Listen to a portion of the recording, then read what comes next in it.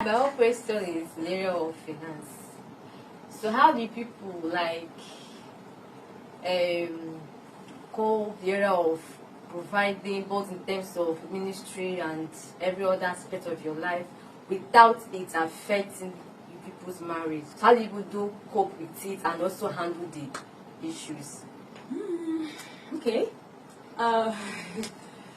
Finance. Okay. The issue of finance is before we married, while we're courting, we both agreed that our money is our money, right?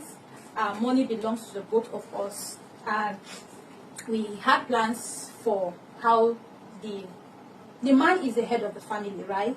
He has the sole responsibility of providing for his family, for the house and all of that. So, but then we agreed that our money is our money. So when we married newly, even before we married, while we're courting, there's this thing my husband used to do. We started practicing our money is our money before we married, because I didn't have a job, but he was working and schooling then. So he will collect salary. I think he was earning 7,000 naira then. 7,000 naira when we were courting. So he will collect salary, and that time life still better small. A bundle of rice was sold, I think, either 700 or 500 thereabout, or 900. I know it was not up to 1,000. So he will collect 7,000 naira salary. Then we'll meet on the mountain where we used to meet. So he will give me, he will remove 2,000 naira from it as his transport for going to work, right? The money remaining will be 5,000 naira. Okay, he will pay tithes from it too. The money remaining will be 5,000 naira. Then he will give me, I think, 3,000 naira or 4,000 naira, depending on the things we need to buy. Because I was living alone too. So he would tell me to go and buy rice, a packet of rice, a liter of beans, a packet of Maggi, and other things. We will now divide it equal, right? He will take half of those things, to his house, while I take the other one to my house. Then the other remaining, either 1,500 or 2,000, will be for my pocket money. So we'll share the 7,000 naira. So sometimes, so sometimes the money may not even last him. That is his transport fare, because he goes out a lot for work, for preaching, engagement, and all of that, and also to school. So sometimes the money, his transport fare may finish before his next salary arrives. Then maybe God now provide for me too, through my parents or anybody. I will now also sow seed into man of God's life. That's nice.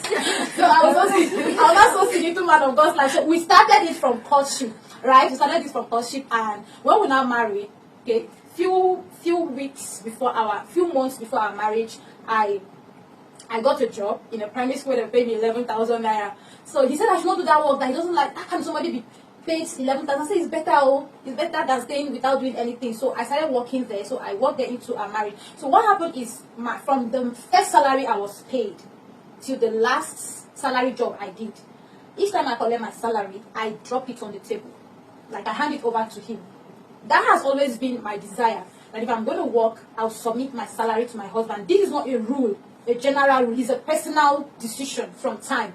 So from the first salary I got, I submitted it to him. I gave him the money, the salary, and when we married and we're living together, I was always dropping the salary for him. And this is how we were doing.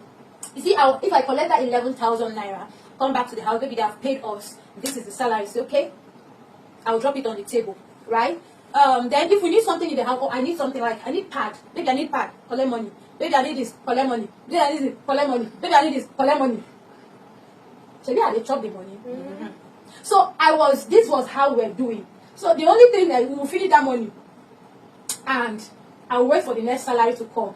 But if he collects his own salary too, he provides too, he can drop too, you understand, give me money for buying food items and other things too. So we started that way until the last salary job I did. Yes, the last salary job I did. I think. Okay, I did lesson now. Even that lesson, the last time people met when I was doing lesson, right? Home lesson. So during my home lesson, the money, that one, I'm not even collecting it by myself. The money goes into his account straight away. Like I don't get to see it. The client sends the money into his account. The only thing I hear is they have paid. Right? So it has been like that. The reason why this one is not applicable for everybody, that's why I say that, because some people are selfish. Some men are irresponsible. I'm sorry to say this. So you don't hand over your life to a man that is selfish and irresponsible. You and your children will suffer. It depends on the person you marry. This thing is not applicable to everybody. It's working for me because I know the person I married. Okay, so till now, I am no longer working, doing salary job. So I'm not submitting any salary to him again. Right? I'm not submitting any salary to him again. But that does not mean there are no other means that God is providing for me. There are other means that God is providing for me. So what I do is this. I don't leave the whole responsibility of providing for the family for him. Reason being because we are even living with people because of ministry. So we have larger number of people in the house. So I don't say, he's the head of the family, or he must be the one that will buy bag of rice, bag of beans, granola oil, bar, and all those things. He must prove himself as a man. If he doesn't do it, he's an irresponsible man. Like that is not true.